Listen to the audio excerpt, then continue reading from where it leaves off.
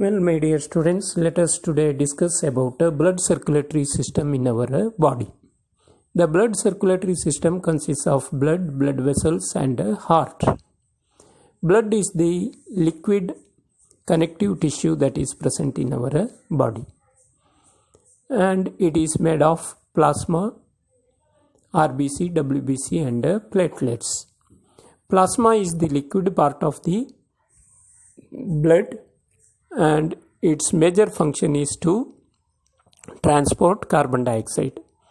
RBC or red blood corpuscles, their major function is to transport oxygen. They do not have a nucleus and they are produced in a bone marrow. They have hemoglobin, which has the ability to combine with the oxygen. Hemoglobin imparts red color to the RBC. The WBC or leukocytes, they do not have any color and their major function is to produce antibodies and to kill the germs that enter into our body. So their major function is strengthening the immunity of the body. The platelets, which are also called as thrombocytes, they help in clotting of the blood. Now let us discuss about blood vessels. So in human body, blood circulates through the blood vessels. Therefore it is called as a closed circulatory system. The blood vessels are of three types: arteries, veins and capillaries. Arteries are thick-walled blood vessels with narrow lumen. Since lumen is narrow, the blood flows with high force and therefore the BP or blood pressure is high in these blood vessels. Veins are thin-walled blood vessels with the wider lumen. So BP is less in these blood vessels. The arteries and veins are connected by the capillaries. Capillaries are narrow, thin-walled blood vessels. It facilitates the exchange of gases by diffusion. The largest artery is the aorta. The human heart, as you know, it is the pumping organ. It has four chambers. The upper chambers are called as atria. The lower chambers are called ventricles.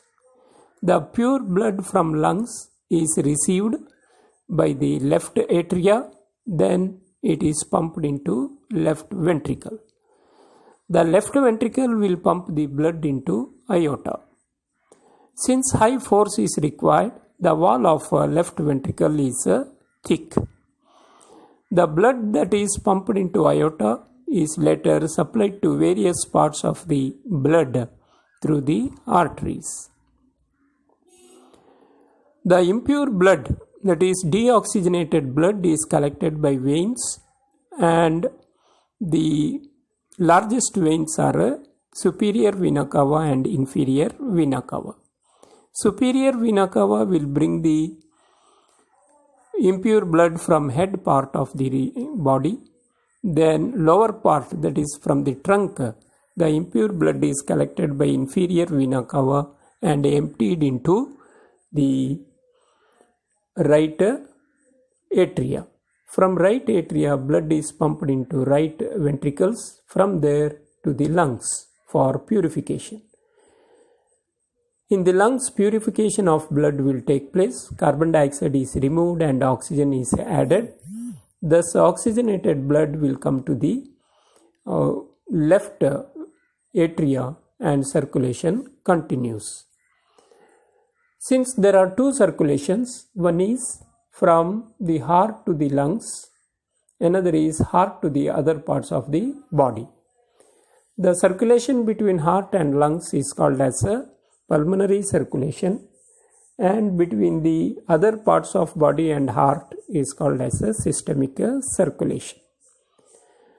And these two circulations together is called as a double circulation.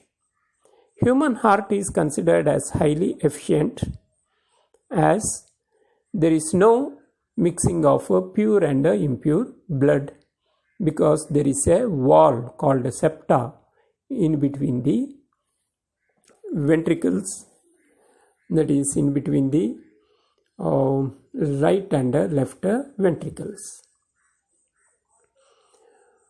But the heart of fishes, frogs, and what happens is, since there is no septum, the pure and impure blood repeatedly gets mixed up, and lot of energy is spent again and again to purify the